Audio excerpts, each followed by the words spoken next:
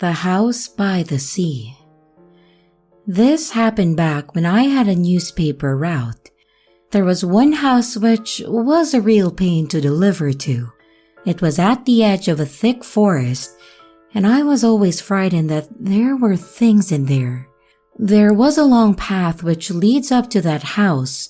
And not only that, but when you got to the house, it was surrounded by walls on 3 sides.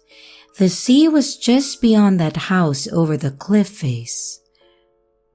I delivered the newspapers really early in the morning too, like 3 a.m., and I was always scared of delivering to that house because it gave off bad vibes, and to be honest, I am scared of the dark. It was one night in August, and I was heading towards that house with the newspapers when I saw something that I couldn't believe. There was a small boy playing on one of those walls which surrounded the house. What the hell is he doing out there at this hour? I asked myself.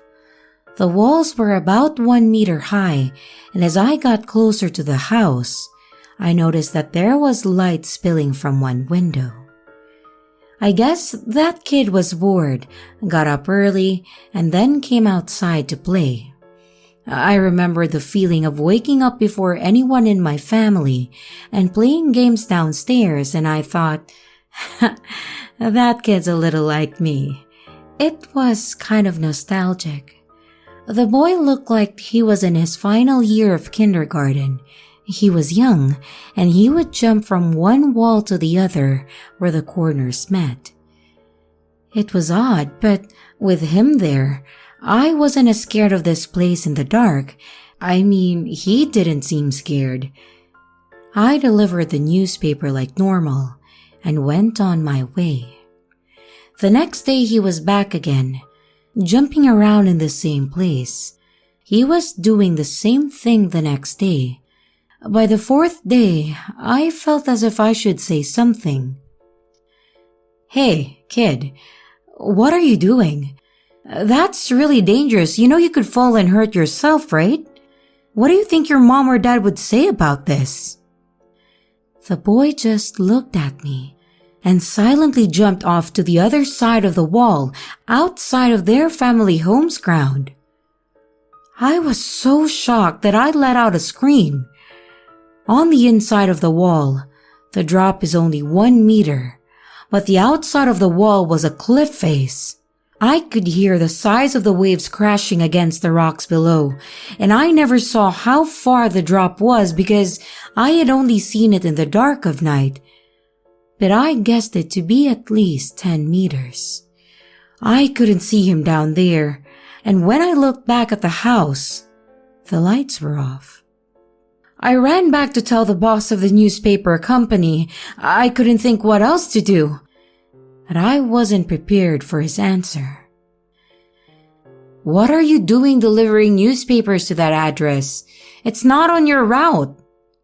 I told him that it was, and he showed me the route map, and that house was now showing as blank, meaning that they didn't request a newspaper delivery.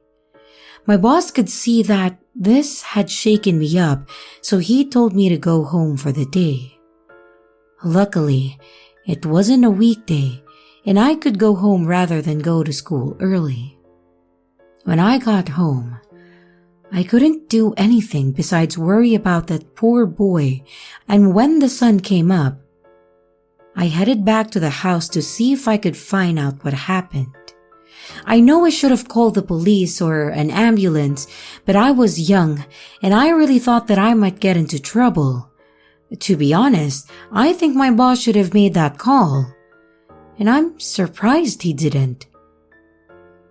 When I got there, I realized that the house was overgrown with weeds. It never looked like that in the dark. Some of the windows were broken in places too. There was no name on the mailbox, and to be perfectly honest, it looked abandoned.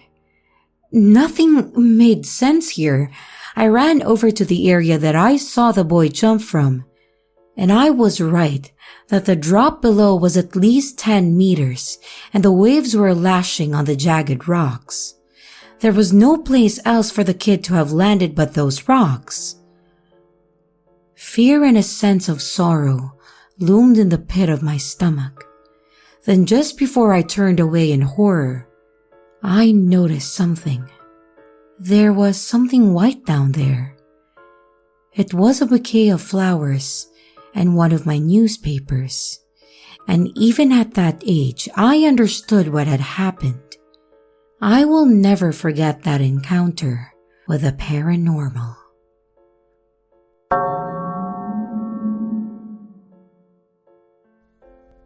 Buy this book, translated by Jane Nightmares. This happened when I was a kid. I remember that it happened just after we had dinner, and I was in the living room relaxing when I heard the doorbell. I was 10 years old, and I, for some reason, was always the one to go answer the door.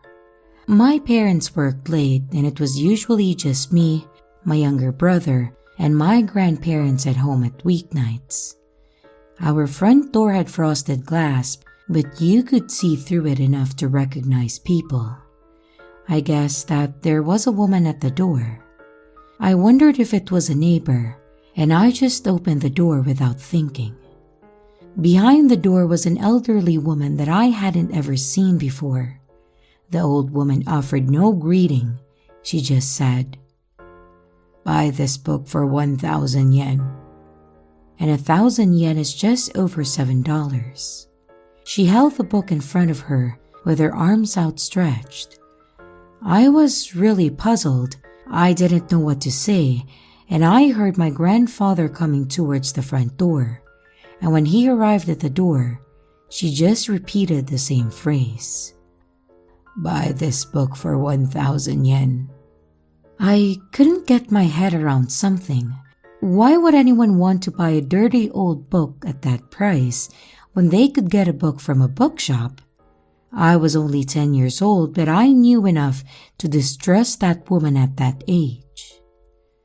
But to my surprise, my grandfather whipped out his wallet and said, "Okay, I'll buy it for 1,000 yen.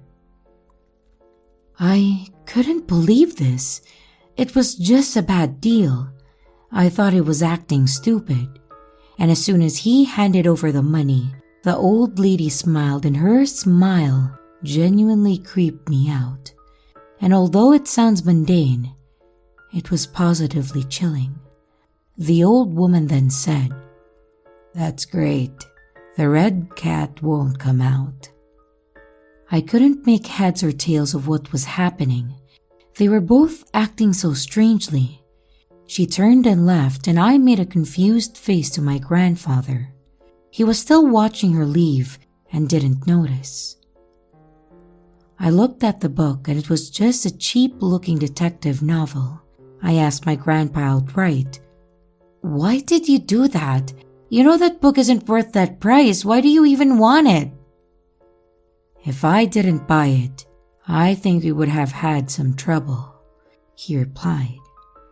I asked him what he meant, and at first, I don't think he wanted to tell me, but I persisted. The red cat refers to arson, or a pyromaniac. It's slang, very old slang. So Grandpa was paying for our house not to be targeted for a deliberate fire. The next day, I was really eager to tell my friends about what had happened, and that was when I found out that our house wasn't the only house that was visited by the strange old lady. We went around the school at lunchtime asking anyone we could find if they got visited by the old woman. There were over 20 kids who said that she came to their family home store. They didn't even live near one another, and it seemed like the old lady was picking houses arbitrarily. There was no pattern to houses. Some were on the outskirts of town, and some were right in the middle. I guess that is so she can avoid police or neighborhood associations or something. I'm not really sure. Our family have lived in that home for decades, and no one has ever seen that woman again at the door.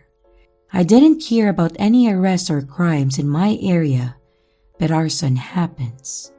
It was wise of my grandpa to pay her off because I wouldn't want a person like that to have a grudge against our family.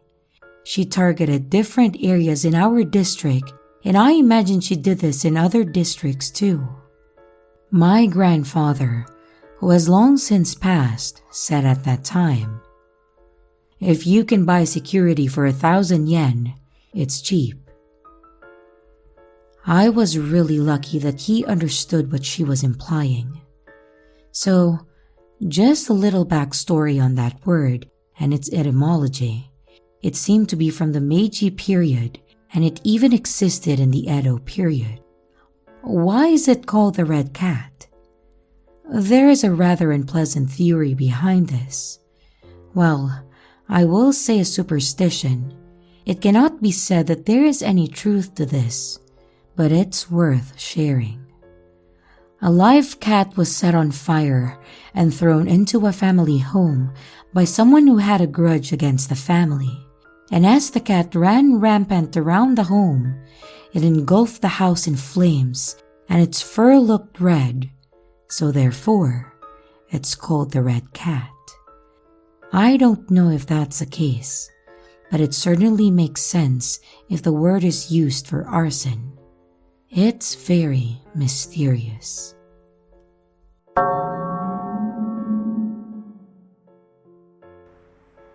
Life at the Shrine, translated by J. Nightmares. I want to tell you a couple of stories about when I used to live on the streets as a homeless man. It was hell living on the streets. The stares and the looks of disgust were nothing compared to the violence that I endured. I got into an altercation with some guys one night in a park in Tokyo, and I was beaten to within an inch of my life. I had to get out of the area, as I thought that they would be back, and I remember moving from place to place, and it was all a bit of a blur. Somehow, I ended up way up in the sticks, close to the mountains, and eventually, I ended up living in an abandoned shrine. It wasn't so bad. I would walk down to the village and get exchange for my labor for food in the village. You might think that living in an abandoned shrine might be scary, but I can tell you that there was only one thing that I was scared of at that time: people. I would offer my services to anyone who had any work available. I like to think of myself as a jack of all trades, an all-rounder. I would often go to ask people on the street or go door to door trying to drum up some work. Once, a guy asked me what services I could offer. "Pretty much anything," I said. He then pulled a gun out, cocked the trigger, and put it against my head. "It's loaded," he said. You can imagine how I felt, right? He put the gun away and said, "I just wanted to point the loaded gun at the human."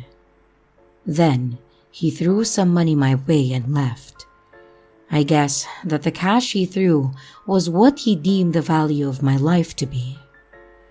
Not long after that, a gang found out where I had been living, and they came late one night. When they found me, one said a phrase so off-putting that I don't think I will ever forget it. "You have no human rights." He had already dehumanized me. They carried sticks, iron bars, and metal pipes and came at me. It was too late to escape, and when they were through, I was left with a broken leg. It was hell. At the same time, I experienced such a lack of humanity, but I also experienced the opposite. The farmer that I had worked for in the village brought food to me when he had heard about the gang attack, and even paid for my hospital bills. If it wasn't for him, I probably wouldn't have been found, and I might have starved to death in my makeshift home. There was no way that I could have gotten down the mountain into the village with a broken leg. I owe that man my life. I asked if there was any way that I could repay him, and he just replied, "Ah, hell, why don't you try and grow some vegetables or something? Make yourself a living. Pay me back something when you get set up. There's no rush." I learned a lot of agricultural work from him. Even when he gave me a method to repay his generosity, I felt like I was still getting more than I was giving. The soil by the shrine was hard and nothing much would grow, but I was determined to pay him back. I would go to the river countless times a day to fetch water, and eventually, I made some serious progress. This joy was short-lived. A group of people who were into urban exploration came to the abandoned shrine and trashed my little farm. They stomped all over my plants. Why? I had nothing, yet people still wanted to take from me. Something snapped in me. I felt robbed, and I wanted someone to pay for it. I kept a 2x4 with me at all times, and I decided to be ready for whoever wanted to mess with me. Living that way made me happy. Fight or flight, I returned to animal instincts, and I knew that all humans were capable of terrible acts, and I grew less trustworthy. I was always scared of spirits and ghosts, but humans are worse. It was at this point that I started seeing things, and I thought the shrine was haunted.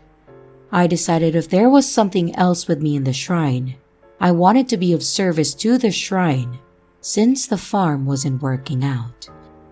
I had learned some carpentry skills when I was younger, and I thought that I would try and clean up the place and mend some things. Maybe, if the shrine looked a little bit more maintained, it would keep the urban explorers and gangs away. Being busy took my mind off my hate for those who sought to hurt me, and I started to speak to God or whatever the spirits that inhabited the shrine were. I would say hello and goodbye, at first to myself and then quietly, but in the end, I was talking loudly like there was someone with me. Eventually, the shrine looked pretty good, and I started to see the ghost again. She was a beautiful woman, and she was so pleased that I had cleaned up the shrine. She would just sit there and comb her gorgeous hair. Sometimes, I wouldn't even see her, but I would just hear some rummaging noises. I felt that I had some company, and I enjoyed it. The gang came back one night, the same gang which attacked me and broke my leg. They laughed at me when I called for help, when I called to her. But they weren't laughing when my friend who owned the farm arrived with his hunting rifle. They never came back after that, and since he saved me, I decided to stop being so hateful, and I put that energy in agriculture. I still needed to pay him back even though he wasn't expecting anything from me. I was determined, and through years of hard work, dedication, and support from my friend, I managed to hone my skills. I found some land to rent, used it, did well, and I kept repeating. Now, I own several plots and I have several employees. I usually offer work to those who are in the same position as me, the homeless. And as for my friend, I paid him back. I bought him several plots of land by the mountains. Finding a partner hasn't really worked out for me, but whenever I am down, I seem to dream about the spirit of the woman in the shrine. Sometimes I think I was rescued by someone other than my farmer friend. So, my next project is restoring the shrine to its former glory and reinstating a priest there.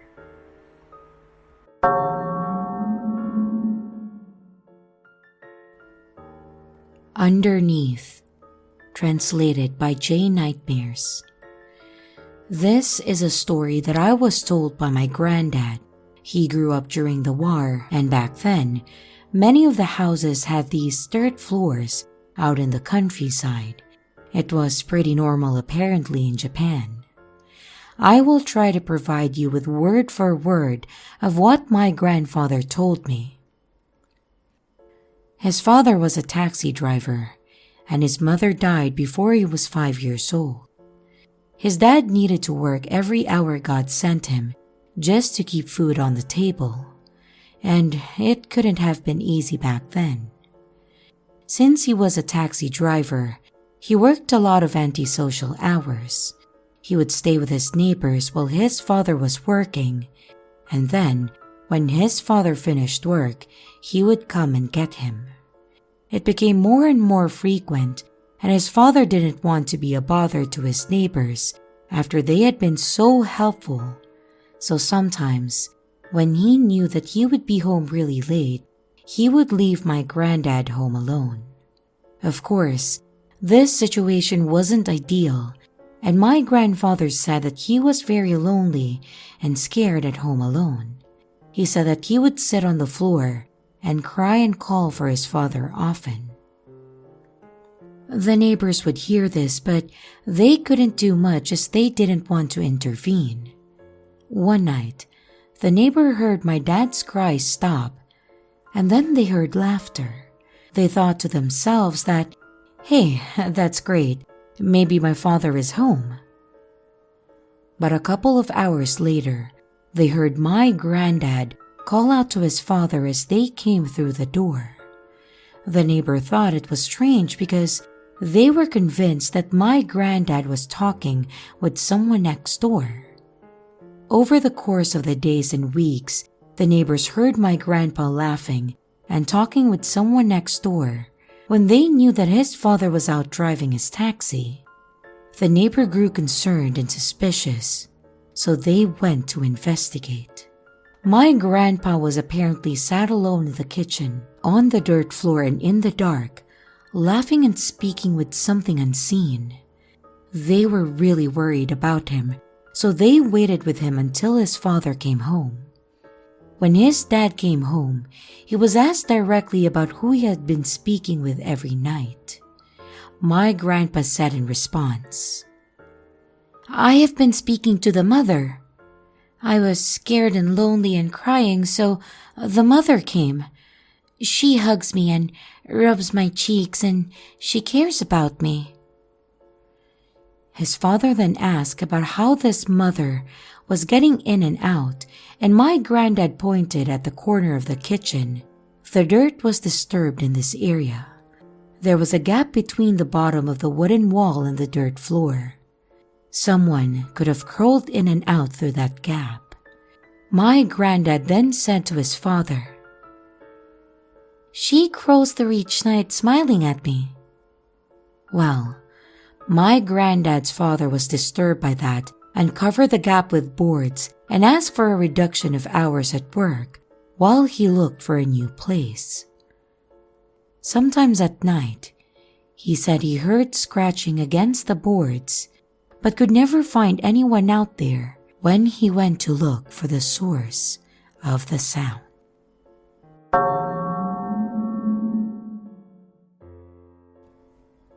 People Go Missing on That Mountain. Translated by J. Nightmares. This happened about 5 years ago, and back then, I was really interested in photography. Whatever time that I could take off work, I'd used to go traveling to take photos. It was autumn, and I had planned to visit a rural village that lied in the shadow of the mountains. I could already imagine the colors of the leaves, and I was really looking forward to it. The area was very traditional, in that I mean that it was like looking into a picture from the past. It was a proper rural agricultural village, and my eyes bulged at its beauty. My head was brimming with ideas for photos. And when I say it was a rural village, I'm not only talking about a couple of fields, but the mountains that stood over it were truly beautiful. There was some kind of eccentricity to this village that I couldn't put my finger on, and I tend to look for beauty in unusual places. I remember that there were some flat lands where beautiful yellow flowers that I hadn't ever seen before were growing. They hadn't been leveled or cut, they were just there in their own patch, and I loved it. The forest floor was littered with fallen autumn leaves, and I was fascinated with my surroundings. I wanted to immerse myself in nature, and I sat down on the forest floor for a while. On my first day in the village, I decided to stroll through the forest and shoot some photos. I got a little away from the village, and I found a natural path in the forest which led to the mountains. The path twisted left and right, and there were these huge boulders littering the way, like buttons on a giant's coat. I went up the path, and there was a clear barrier between me and a trail to the mountains. It was a rope tied at waist height, and here in Japan they are called shimenawa. And you might have seen this kind of rope at shrines, as it usually is at the entrance to mark its sacred nature. The thing is, in public places like shrines, they aren't tied at waist height. They are usually high up, allowing people to pass underneath them. This was intentionally either stopping people from going any further or stopping someone else from coming any further, depending which way you looked at it or what side of the rope you were on. I found it very interesting, and I really wanted to push on and climb over it. But since the sun was setting, I decided not to brave the unknown and head back to my inn. Later that night, I asked the innkeeper about the path that I found in the mountains, and he told me not to go back there. He said it wouldn't be a good idea to cross over that rope and head further up the mountain, as many people have been known to disappear on that path. I thought about it, and maybe the innkeeper was just saying that to keep me out of there, or he heard many stories from the villagers which made him believe that the mountain path was off limits. I thought that there wasn't much to this story. So the next day, I decided to head back up there again without telling anyone. I headed up there early, but everyone was already up, and I had to wait for the villagers to stop watching me that morning before I could make my move. Word travels fast out there, I guess. I was heading back up the path, and I was thinking, nothing happens when you go past that rope. It's fine, it's just a mountain. Once I passed the rope, the mountain path and its surroundings seemed to double in its beauty, yet the path remained the same, like it had been walked many times before, and it seemed quite a depressing path. I was walking along as if I were in a dream. The scenery was the same either side of the path, and I grew a bit nervous. I was most worried about getting lost after a short while, and I found a body of water. It was like a swamp kind of stream, so I started heading up the path, keeping parallel with that, and that way I could always follow it back down. After a while, the path gave way to the natural barrier that was the mountain. I was kind of disappointed, to be honest. I figured that there wasn't much else worth checking out, and I almost decided to head back. But that was when I noticed it. Alongside the steep mountain face was a hollow indent, and there was a house built into the mountain face. Well, it wasn't a modern house. Maybe a hut or a lodge would be a more accurate description, come to think of it. The walls were white with a tiled roof, and it looked like it was in a pretty decent condition too. I felt someone could have come out of the house at any moment, and I didn't want to get caught on what I guess was their property, since I passed through the rope.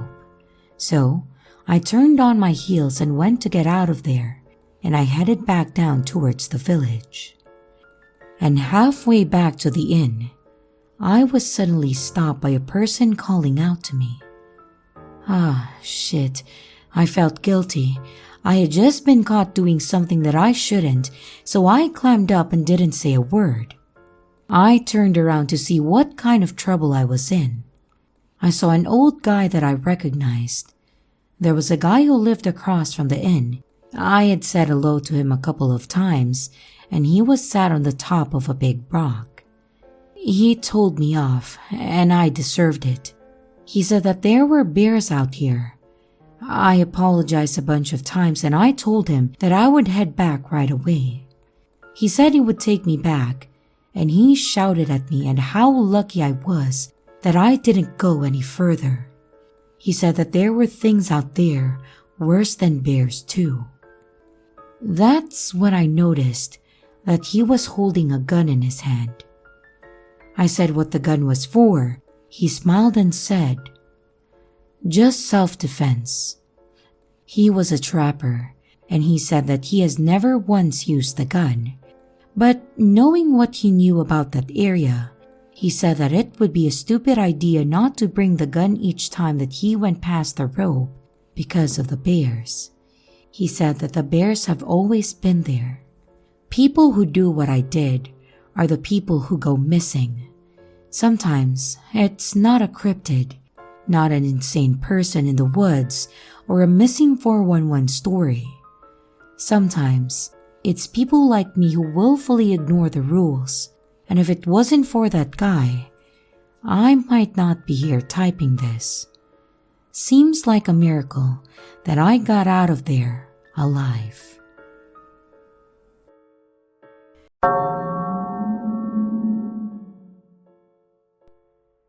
When I was at school, there was this old guy we called Mr. Yokori. Not too far from school, on the way home, there was this vacant lot, and us elementary school students would all go there and play after school.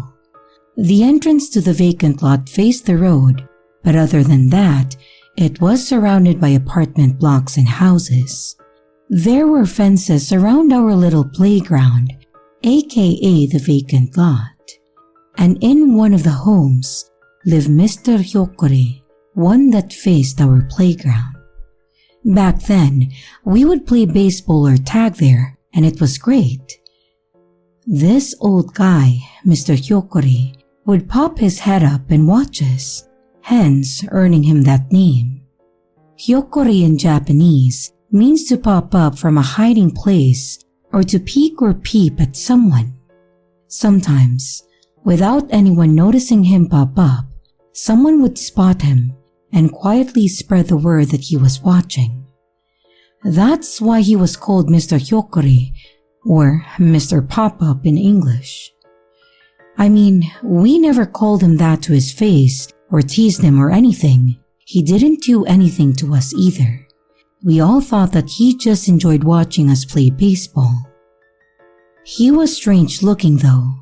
He had these sunken eyes that were really gloomy. To me at that time, it's like his eyes, eyebrows, and beneath his eyes formed a kind of a figure of 8. I swear as well, we could never place the expression on his face.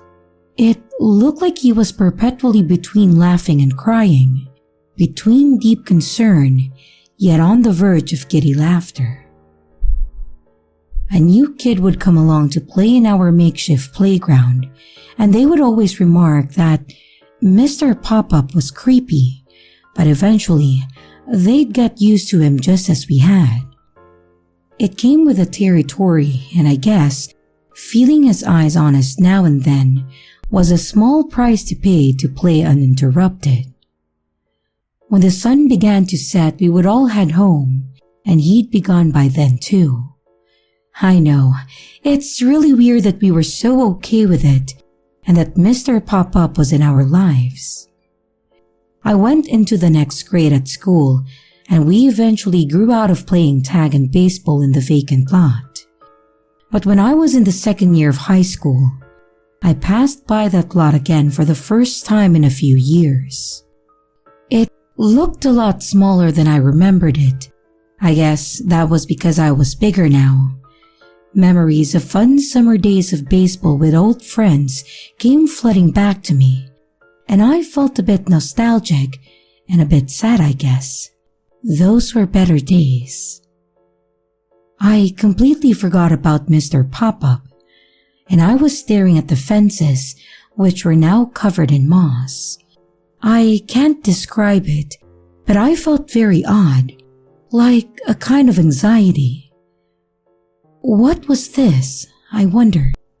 I felt like something was out of place, something was bugging me.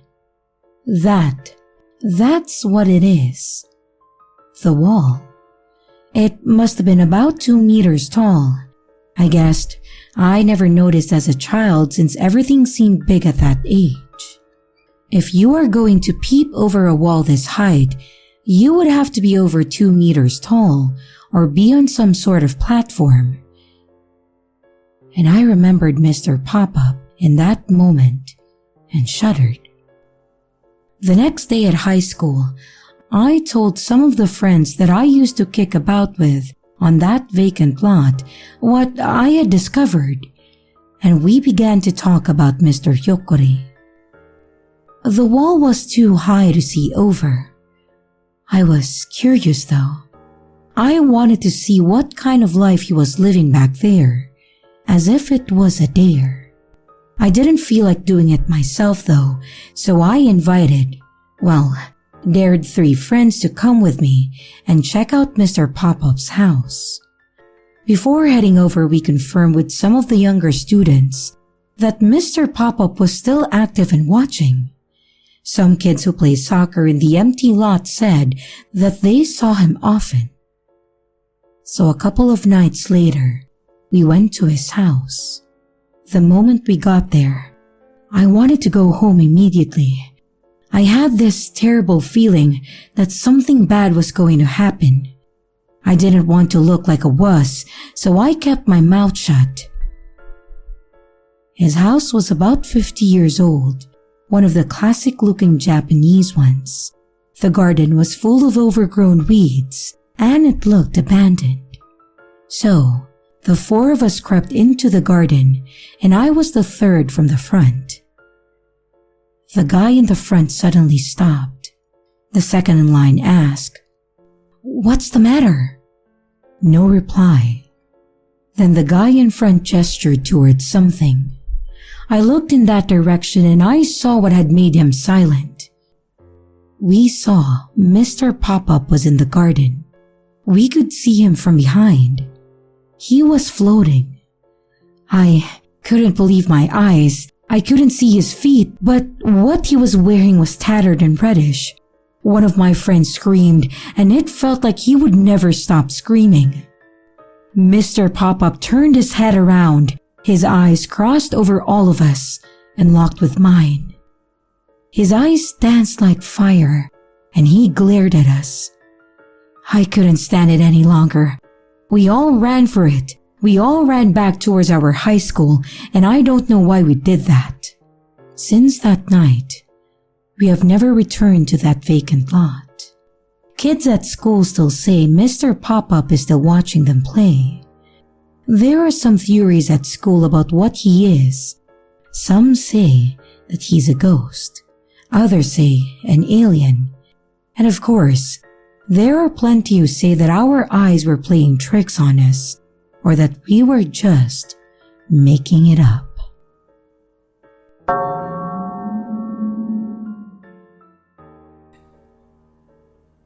At my school, there's a toilet door that doesn't open. In the boys' toilet on the first floor, the innermost toilet stall, the door is sealed tight and it doesn't budge at all. Some of my classmates say that it's just a converted storage room or something. There are plenty of strange rumors about it though, and it's eerie. Apparently, if you knock on the door, someone or something knocks back, even though there should be no one in there. If you ask, "Is anyone there?" apparently, you'll get a reply. This is just a couple of the creepy rumors and all the kids at school talk about it. One day, my friend and I wanted to see if there was any truth in these rumors, so as the sun was going down, we decided to head to the toilets on the first floor. There wasn't anything especially different about the toilets on this floor. They were the same layout and design, but there was something about the atmosphere there that was a little different. Perhaps it was our anticipation, but I don't think it was. The innermost toilet door, like the rumors said, wouldn't budge, and we tried to heave it open, but it seemed like it was sealed shut. We tried going into the adjoining toilet stall and climbing up to get a peek over the top, but that big above the toilet stall wall had been boarded up, so we came to a dead end. "Well, someone knocked then," one of my friends said.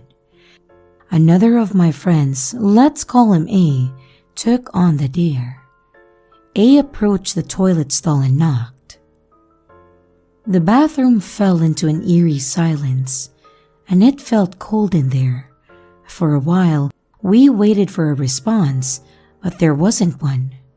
We were kind of disappointed.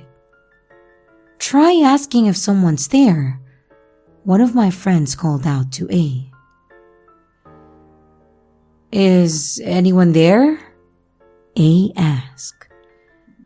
The only sound we heard was the steady drip of the bathroom tap. "Looks like the rumors are fake then," A said while breaking the silence. We all laughed and it eased the tension a little. "Let's go, guys," A said. B started whistling some tune or other as we turned to leave. Then, I didn't want to admit to the impossible, but it sounded like the door opened. No one wanted to turn around. "I think the door's open," A said. Still, none of us turned around. I was the closest to the toilet, and I tried to shake my fear off and began to turn to face it. At that time, my friend began to scream and then ran out of the bathroom. A and I ran after him, and we caught up to him and he was sat on the stairs with his head in his hands. "What happened? Did you see something?" A asked him. "There was something in the stall," he said. "What?" I asked. "Something like an altar for worshipping," he said. It was covered in blood. Dry blood." "Really? In a toilet stall?" "It's true." We all headed back to the bathroom and we crept in side by side. I really didn't want to go back, but the other two did. And when we got back there, we found that the toilet stall door was shut again. Once more, we tried to heave it open, but it wouldn't budge. We went home very confused. After about a week, my friend, the one who saw the strange altar in the toilet stall, approached me with a problem that he had been having. At night, no matter where I am, whenever I go to the toilet, someone knocks on the door. I ask my family, but they say they're not pranking me. Every night, I don't want to go to the toilet at night anymore. Something's followed me from that stall. It sounded like whatever was happening to him wasn't about to stop. Anyway, A and I are going to head over tonight to try and see if we hear the knocking too. And I hope that he's just hearing things. But who knows? Note: there are no further posts by this author.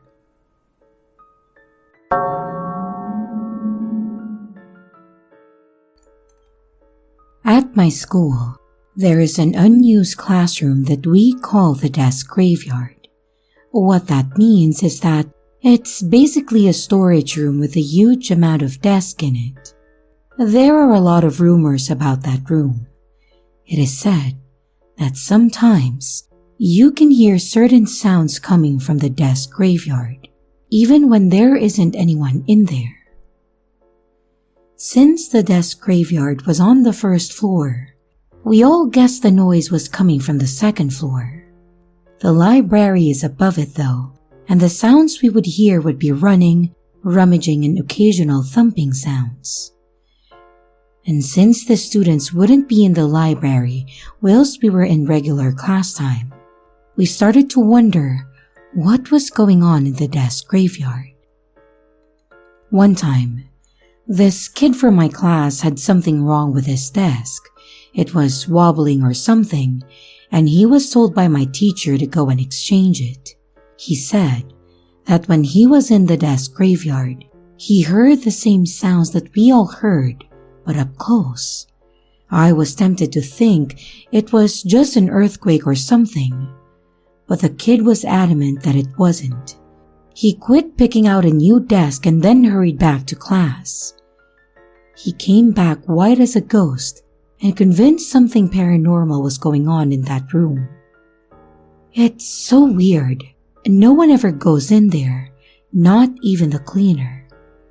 Since no one goes there, I guess it doesn't need to be cleaned that often. But once the cleaner was cleaning the corridor in front of it and said that they heard a horrible rattling sound coming from in there. He thought maybe it was the wind, but the windows were closed.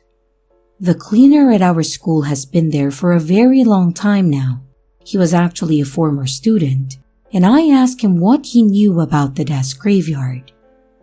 And he said that even when he was a kid, the same room was used for storing desks, and no one was allowed in without a good reason to. He said that there were similar rumors about that room when he was just a boy. I don't know the truth of this matter, but what he told me chilled me to the bone. It made me never want to go to the desk graveyard alone again. He said before it was used to store desks, and even before it was a building, there was a pond in its place. When the school was built on these grounds, a decision was made to fill the pond. It wasn't a big pond, but it was incredibly deep apparently.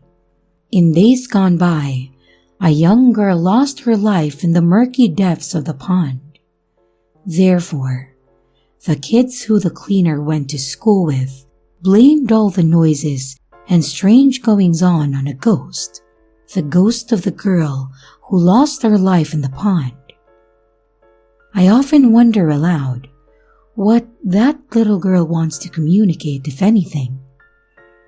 Are you just trying to make us aware of your existence and let us know that you are there? Or are you still wanting to play with some children of your age? Either way, I don't want to go anywhere near the desk graveyard. It makes me nervous.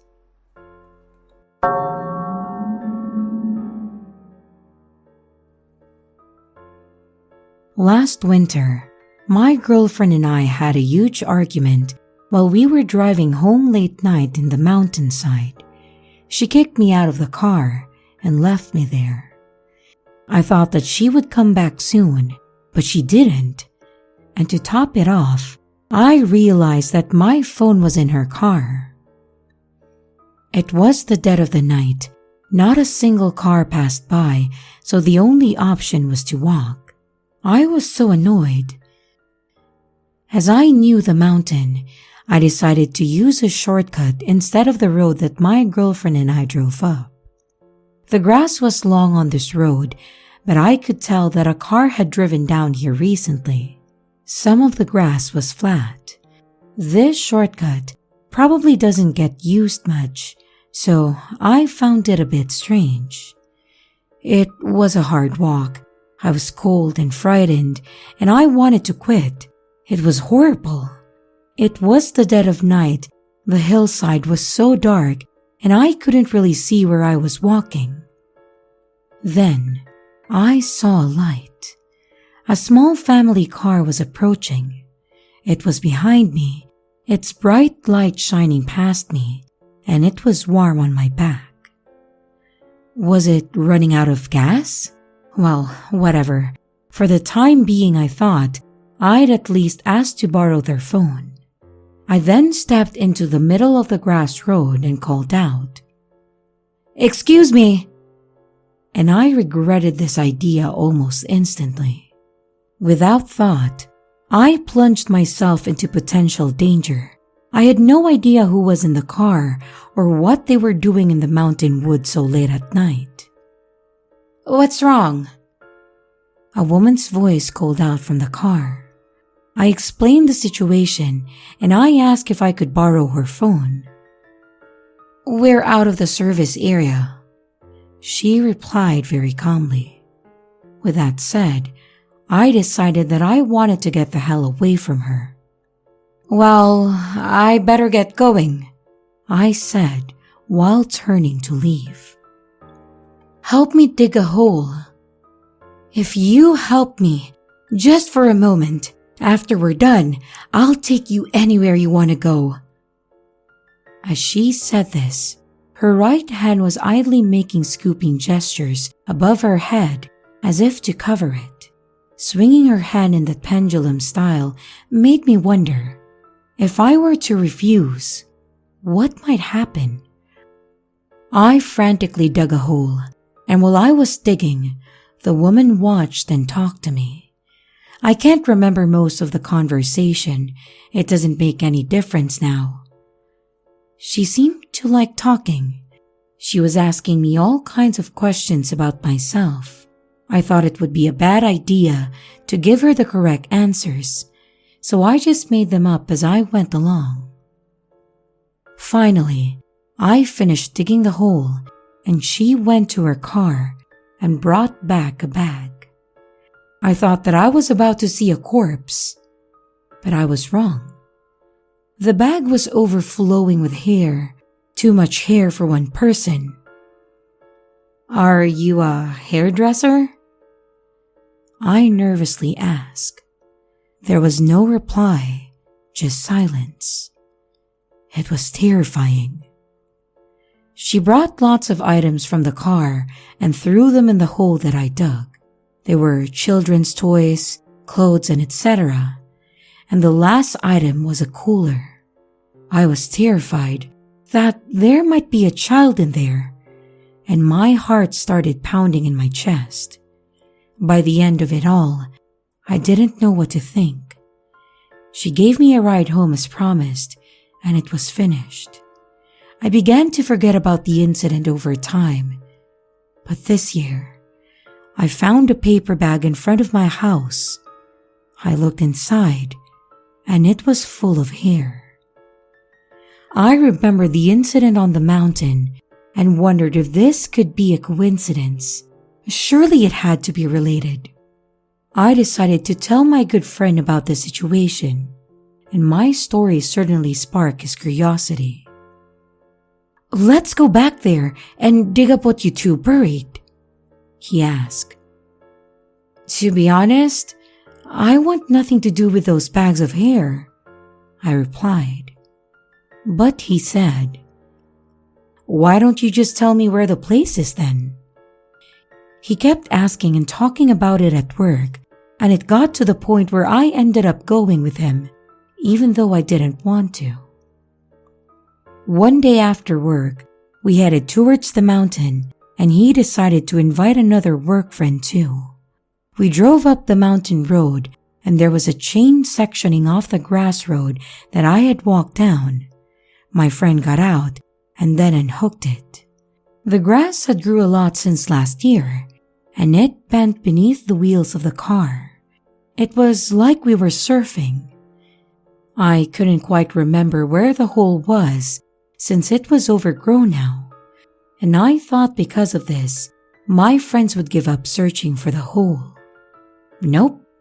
So, I just thought that I'd say, "Oh, here's the hole," in the hope that we'd dig there and find nothing, and we would all go home and it would be over.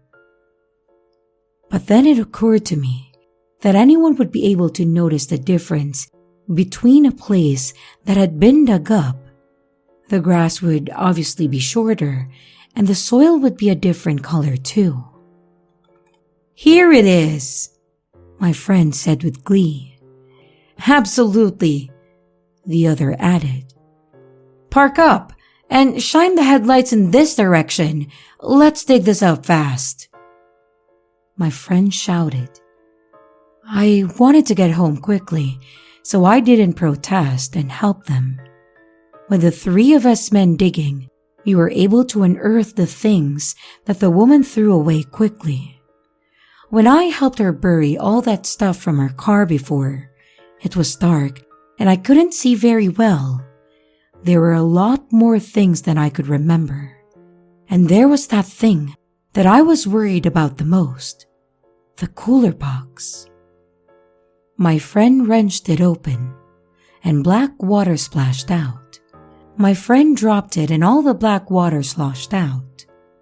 "What the hell?" my friend said. I was expecting a body," my friend's friend said.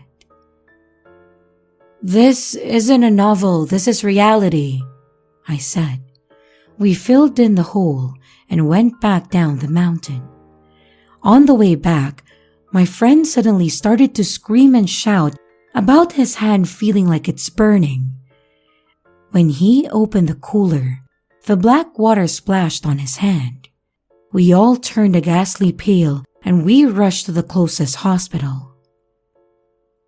My friend got examined, and the doctor told us that he had suffered a corrosive burn to his hand.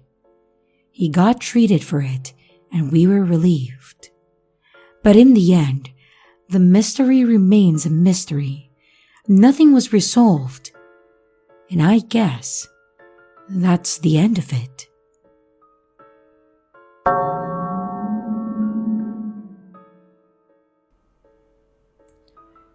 My son and I climbed Mount Ikoma during Golden Week.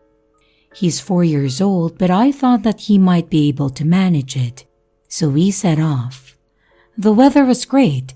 It was the perfect day for a hike. We got off at Ishikiri Station and slowly began heading towards the mountain. I was thinking, "Isn't this wonderful?" to myself as we approached the mountain trail. A beautiful woman was walking down the trail towards us. I said hello, smiled, and offered a little bow in her direction. My son innocently asked, "Do you know her?" I chuckled and explained to him that it is customary to greet people you pass when you hike in the mountains. But suddenly, the woman that my son and I passed was back. She was running towards us, and she snatched my son up into her arms, held him tightly, and started to run. Neither my son nor I knew what was happening. He screamed "Daddy," and she was running at a frightening pace up the trail. My instinct as a parent took over. Before I knew it, I was in a full sprint after her and my son. But due to the lack of daily exercise, I wasn't as fast as I expected. My legs didn't move fast. She was still keeping her incredible pace up the mountain trail. I saw my son's face was wet with tears. I was terrified that this would be the last time that I would see my son alive, as she created more distance between me. I felt like dying. I wondered if people who don't have children could ever understand this feeling. I thought, life isn't worth living without my boy. I'm getting my son back, I thought as I ran. The woman was shouting something. Hishiki, emishi, yurie, no, asked someone. As far as I can remember, that's what she said. My son was bawling his eyes out and my chest felt tight. However, when a human being is desperate enough, anything is possible. and I was getting closer to my son's extended hand. My heart was pounding in my chest, and my legs were turning to jelly. My throat was hoarse, and I was so thirsty.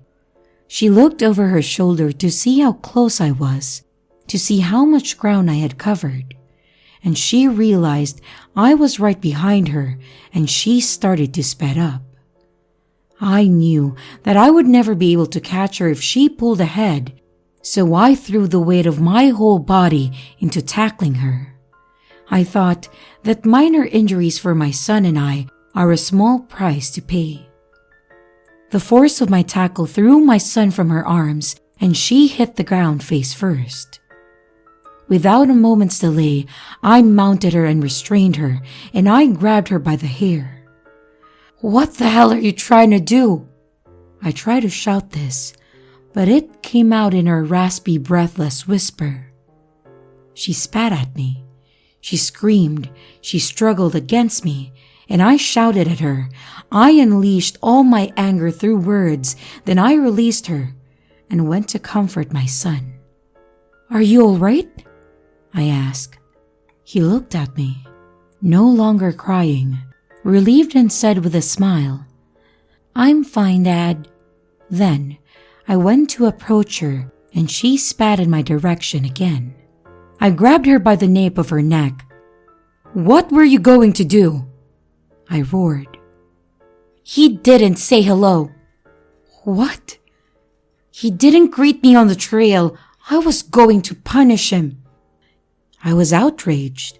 Because my son didn't say hello, she was going to physically hurt him, and she was going to discipline him. Isn't that over the top? I said to her, "You're overreacting." She spat in my face again, and I saw red. I couldn't help it. I slapped her. She started to cry and wail, and I let go of her, and she shuffled off down the mountain trail. Then I saw it. Something hanging around the woman's neck, a sign which read, "This woman may cause an inconvenience. If anything happens, please call this number." I tried to contact the number later, but no one has ever picked up. I asked my son, "Were you scared?" And he replied, "No, 'cause I knew my dad would come and get me." I hugged my boy tightly, and then we finally started to climb the mountain. This is a true story without any adaptation. Hello everyone, it's your creepy sister here. Thank you so much for watching the video. I really appreciate each and every one of you. But I would also like to thank my amazing patrons, my top tippers, and my dearest channel members. Thank you very, very much. I really appreciate it with all of my heart. If you want to support the channel further, you could also choose to become a patron, a tipper, or a channel member. But remember, it's appreciated, but never a requirement. I would also like to announce that we have merch now. The link is in the description of the video, along with all my other social media links, like my Discord server, Twitter, Instagram, and others. You can connect with me and send your stories there. And don't forget to like and subscribe if you haven't yet, and comments are highly appreciated. And remember, your fear feeds me.